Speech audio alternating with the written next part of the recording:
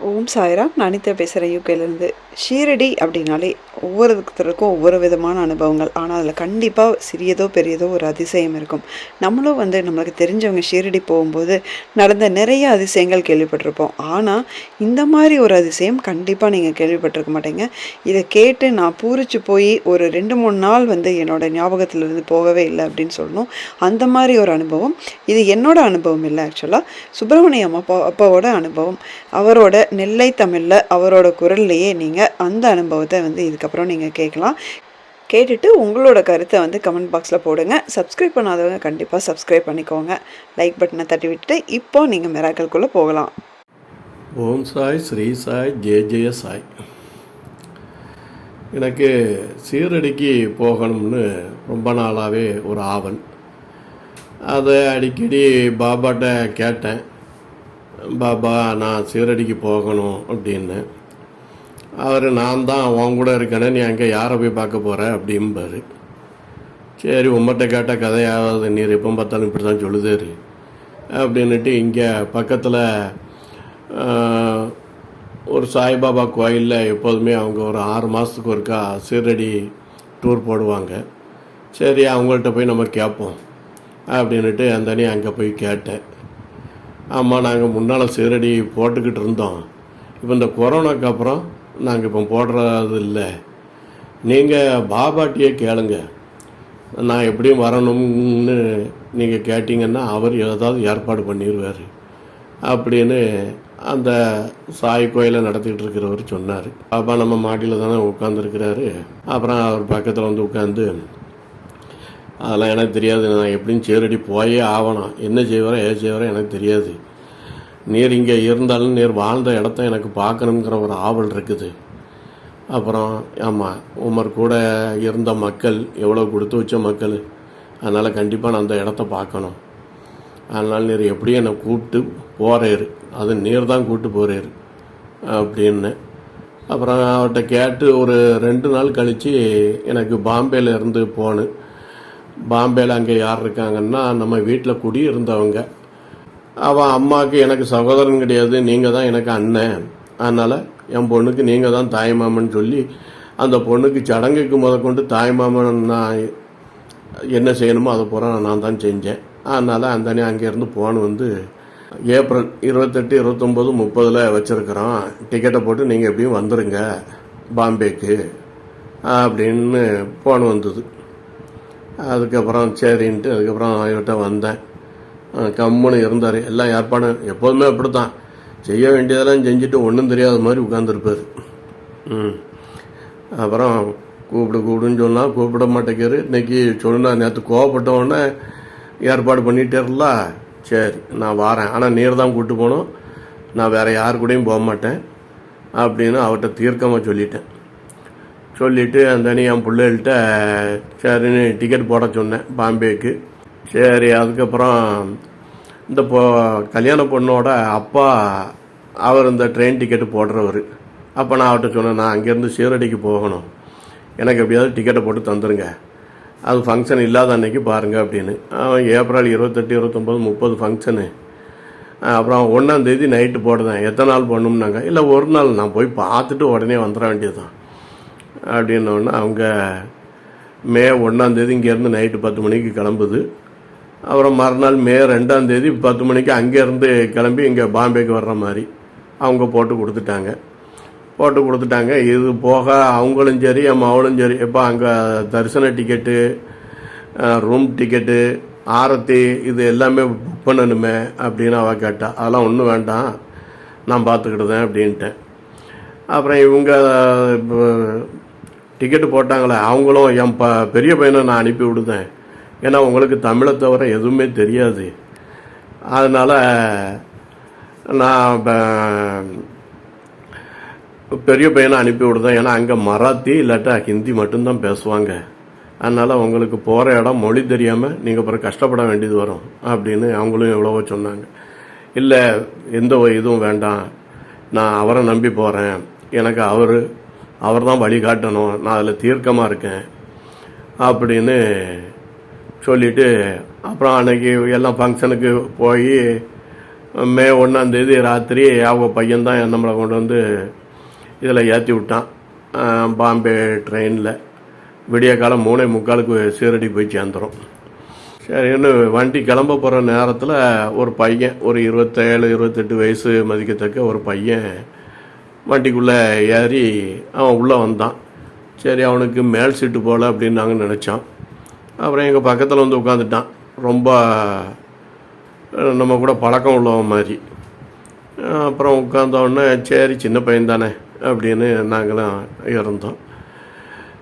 அப்புறம் கேட்டான், நீங்கள் தமிழா அப்படின்னா. ஆமாம் நான் தமிழ். அப்பா, தமிழ் பேசுகிற ஒரு ஆள் கிடச்சிட்டுதே அப்படின்னு நினச்சேன்.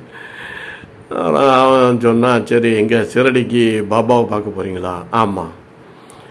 அப்போ கேட்டாப்புல, இப்படி டிக்கெட்டு ஏதாவது போட்டிருக்கீங்களா, இல்லை ரூம்லாம் புக் பண்ணியிருக்கீங்களா? ஒன்றும் புக் பண்ணலை, எல்லாம் அவரை நம்பி நான் போகிறேன் அப்படின்னு சொன்ன உடனே, சரி நான் ரூம் போட்டிருக்கிறேன், நீங்கள் என் கூட வந்து தங்கிக்கிடுங்க அப்படின்னாப்புல. அப்போ எதுக்கு தம்பி உனக்கு சிரமம் அப்படின்னு. அதெல்லாம் இல்லை, நீங்கள் இங்கே என் கூட தான் வந்து தங்கணும் அப்படின்னு கொஞ்சம் ஸ்பீடாகவே சொல்ல ஆரம்பிச்சிட்டாப்புல.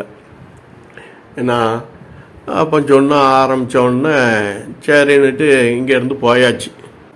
அங்கே போய் சேர்ந்த உடனே 3:45 போய் இறங்கினோம். ஆட்டோ வந்தது. லாட்ஜுக்கு வந்தோடனே அங்கே இறங்கி அவங்கள்ட்ட அந்த ஏற்கனவே ரூம் புக் பண்ணியிருந்ததுனால கேட்டாப்புல, சிங்கிளை நீங்கள் ட்ரிபிள் ரூம்பாக ஆக்கிருங்க அப்படின்ட்டான். அப்புறம் அவங்க எக்ஸ்ட்ரா வேறு 1000 ரூபாய்க்கு மேலே கெட்ட சொன்னாங்க. தம்பி அதை நான் கொடுத்துருதேன் அப்படின்னு நான் சொன்னேன். இல்லை வேண்டாம், நீங்கள் கொடுக்க வேண்டாம், நான் கொடுத்துருதேன் அப்படின்ட்டாப்புல. சரின்னு கொடுத்து அங்கே நான் ரெஸ்ட் எடுத்துகிட்டு அப்புறம் விடிய ஒரு 8:30-9 மணிக்கு மீண்டும் கிளம்பி இங்கே சீரடி பாபாவை பார்க்க கோயிலுக்குன்னு எல்லாமே ஆட்டோ தான். அவ்வளவும் அங்கே போக வர வந்து அங்கே எடுத்து நமக்கு டிக்கெட் எடுத்து தரிசனத்துக்கு அனுப்பி விட்டு, ஆமாம், எல்லா தரிசனமும் நமக்கு காமிச்சு அங்கே உள்ள சீரடி பழைய சீரடி எல்லாம் காமிச்சு, அப்புறம் 3 நேரமும் சாப்பாடு வாங்கி கொடுத்து, பெரிய பெரிய ஹோட்டலில் தான் முழுக்க வாங்கி கொடுத்து, போயிருந்த இடத்துல அங்கே ஒரு பெரிய நாய், கிட்டத்தட்ட புலி சைஸில் இருக்குது, அது உள்ளே நுழையுது லாட்ஜுக்குள்ளே. அது அங்கே உள்ள நாய் தான் போல். நாங்கள் 2 பேரும் பயந்துட்டோம். நானும் என் வீட்டம்மாவெலாம் போயிருந்தோம். நாங்கள் 2 பேரும் பயந்துட்டோம். அப்போ இது நேராக வந்து இந்த தம்பி உட்காந்துருக்காப்புல, இவனுடைய தொடை மேலே வந்து தன் தலையை வச்சுக்கிட்டு வாழாட்டிக்கிட்டு இருக்கு. அப்போ நான் கேட்டேன், தம்பி ஏற்கனவே இந்த இதுக்கு வந்திருக்கீங்களா, பழக்கமா? அதெல்லாம் கிடையாது, பார்த்தியெல்லாம் நான் அங்கேருந்து ஆட்டோவில் வரையில் வழியை கேட்டு தான் வந்தோம், அதனால் நான் ஆன்லைனில் புக் பண்ணி வந்திருக்கிறேன். அப்போ எங்கேருந்து வாரீங்க அப்படின்னு. இல்லை நான் மலேசியாவிலேருந்து வந்திருக்கேன், 4 நாள், நான் வருஷந்தோறும் வருவேன், 4 நாள் இங்கே வந்து பாபாவை பார்த்து தரிசனம் பண்ணிவிட்டு 4 நாள் இங்கே தான் இருப்பேன், இருந்துட்டு போவேன், இது எனக்கு பழக்கம் அப்படின்னு மலேசியாவிலேருந்து வந்திருக்கிறாப்புல. அப்புறம் பார்த்தீங்கன்னா நைட்டு கிளம்ப போகல நான் ஒரு 2000க்கு மேலே செலவழிச்சிருக்காப்புல. எனக்கு ரூம்புக்கே 1000 ரூபாய்க்கு மேலே ஆகிட்டுது. ஆட்டோ சாப்பாடு எல்லாம் வாங்கி கொடுத்துருக்காங்க. ஒரு 2500 ஆயிருக்கும். சரி, இன்னும் ஒரு 2000 ரூபாய் எடுத்து கையில் கொடுத்தேன். இல்லை வேண்டவே வேண்டாம்னு மறுத்துட்டாப்புல. என்ன தம்பி, நான் என்ன இப்படி கடங்காரனா ஆக்குதில்லை, நான் யார்கிட்டையுமே இப்படி கடங்காரனா இருந்தது இல்லையே அப்படின்னு சொன்னேன். இல்லை அந்த சொல்லிவிட்டு சொன்னாப்புல, நீங்கள் ஒரு ரூபா மட்டும் கொடுங்க, உங்கள் வியாபாரத்தமாக நான் வச்சுக்கிடுவேன் அப்படின்னாப்புல அந்த தம்பி. அந்த நான் 1 ரூபாயை எடுத்தேன். இல்லை அதில் எழுதி கொடுங்க அப்படின்னா, 1 ரூபாயில் எழுத முடியாது அப்படின்னுட்டு 500 ரூபா தாளை எடுத்தேன். இல்லை 500 ரூபா வேண்டாம், ஒரு 10 ரூபாயில் எழுதி கொடுங்க அப்படின்னாப்புல. சரி, இன்னும் 100 ரூபா தாள் தான் இருந்தது. 100 ரூபாவில் அந்த தம்பி பேர் ராகு, ஐ லவ் சாய் ராகு அப்படின்னு போட்டு கொடுத்தேன். அந்த ரூபாயை கண்ணில் ஊற்றி பார்த்துக்கிட்டே இருந்தாப்புல. என்ன தம்பி இதை பார்த்துக்கிட்டே இருக்கியே அப்படின்னு. இது விலை மதிக்க முடியாதது, அப்பேற்பட்டதை எனக்கு தந்திருக்கிறீங்க. நான் இப்போ செலவழிச்ச 2000 ரூபா பெருசாக இது பண்ணுதியலை அப்படின்னு இன்னும் என்னெல்லாமோ சொல்லிக்கிட்டு இருந்தாப்புல. எனக்கு இப்படி சொன்ன உடனே அந்த இதில் அப்படியே மலைச்சு போய் நின்னோடைய மற்றதெல்லாம் என்ன பேசுனாங்கங்கிறதே எனக்கு யாவத்துக்கும் இல்லை. சரி அப்படின்னுட்டு, சரி தம்பி அப்படின்ன உடனே ஒரு 50 பைசா மலேசியா காயின்ஸ் எடுத்து தந்தாப்புல. இதை ஞாபகார்த்தமாக நீங்கள் வச்சுக்கிடுங்க, ரொம்ப பத்திரமா வச்சுக்கணும் அப்படின்னு சொன்னாப்புல. சரிப்பா அப்படின்ட்டு கேட்டுட்டு அப்புறம் ட்ரெயினில் வச்சு தான் கேட்டேன், இந்த 50 பைசா இங்கே உள்ள மதிப்பு எப்படி தம்பி அப்படின்னு. இதுக்கு 9 ரூபா, இந்தியா மதிப்பு 9 ரூபா, இதை ஞாபகார்த்தமாக நீங்கள் வச்சுக்கிடுங்க அப்படின்னு தந்தாப்புல. எனக்கு இவ கிளம்பி போனதுக்கப்புறம் தான் அந்த ஞாபகம் வந்தது. பாபா தான் இறக்கும் தருவாயில் லட்சுமி பாய் அவங்களுக்கு 9 நாணயங்கள் கொடுப்பாங்க, கொடுத்து இதை பத்திரமா வச்சுக்கோ அப்படின்னு சொல்லி. அப்போ இதை கரெக்டாக அதே 9 ரூபா கொடுத்த உடனே அப்போ இது பாபாவால் மட்டும்தானே இருக்க முடியும். அப்போதான் புரிஞ்சுது, பாபா தான் வந்து நமக்கு வழி காமிச்சு மொழி தெரியாத ஊரில் இவன் தடுமாறிடக்கூடாத அப்படின்ட்டு. ராத்திரி எல்லாம் வேலையெல்லாம் முடிஞ்ச உடனே சரி தம்பி நாங்கள் போய்க்கிடுதோம் அப்படின்னா, இல்லை நான் கொண்டு வந்து விடுதேன். அப்போ பழையபடி மதியம் கொஞ்சம் நேரம் ரூமில் வந்து ரெஸ்ட் எடுத்தோம். அதுக்கப்புறம் நான் கொண்டு வந்து விடுதோம்னு நைட்டு சாப்பாடு எல்லாம் வாங்கி கொடுத்ததும் அவன் தான். சாப்பாடு வாங்கி கொடுத்து எல்லாம் இது பண்ணதுக்கப்புறம் சரி நான் கொண்டு வந்து விட்டுருதேன் அப்படின்ட்டு ஆட்டோ அமர்த்தி ஸ்டேஷனுக்கு வந்தாச்சு. 10 மணிக்கு ட்ரெயின், 9 மணிக்கெலாம் வந்தாச்சு. 1 மணி நேரம் இருந்து எங்கள் கூட பேசிக்கிட்டு இருந்தாப்புல.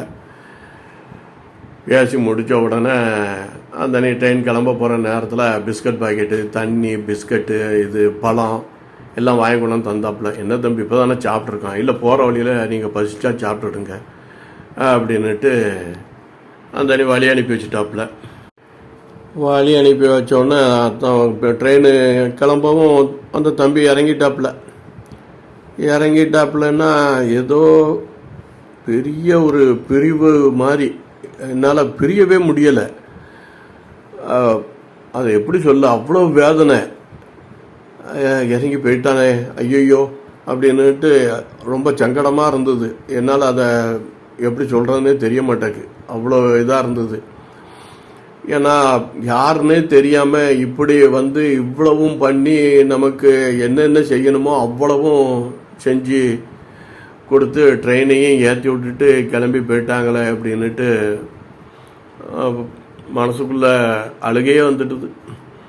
முழு அதான் என்னுடைய அந்த பாபாவே வந்து இவ்வளோ செய்கிறாருன்னா முழு காரணம் அதுதான். நம்பிக்கை நம்பிக்கை நம்பிக்கை. அவர் நமக்கு தாயாக நினச்சா தாயாக வருவார், தந்தையாக நினச்சா தந்தையாக வருவார், சகோதரனாக நினச்சா சகோதரனாகவே இருப்பார். ஏன்னா நண்பனா, நான் என் வயசுக்கு நான் நண்பனாக இது பண்ணுறேன். ஆமாம், அவரை வாரம் போகிறோம் இப்படி தான் கூப்பிடுது. ஏன்னா நட்பின் அடிப்படையில் அவரும் அதே மாதிரி தான் இருக்கிறாரு. அவங்கள்ட்ட அப்படி நாமளே முழுமையாக நம்பி கேட்கும்போது பாபா நமக்குள்ளே வருவார், நம்மளோட பேசுவார். இந்த நம்பிக்கை தான். முன்னால் நம்மளும் சாதாரணமாக தான் இருந்தேன். நான் வச்சுருக்கேன் அந்த நம்பிக்கைக்கு தான் பாபா இவ்வளவு இதாக இருந்து செய்கிறாரு.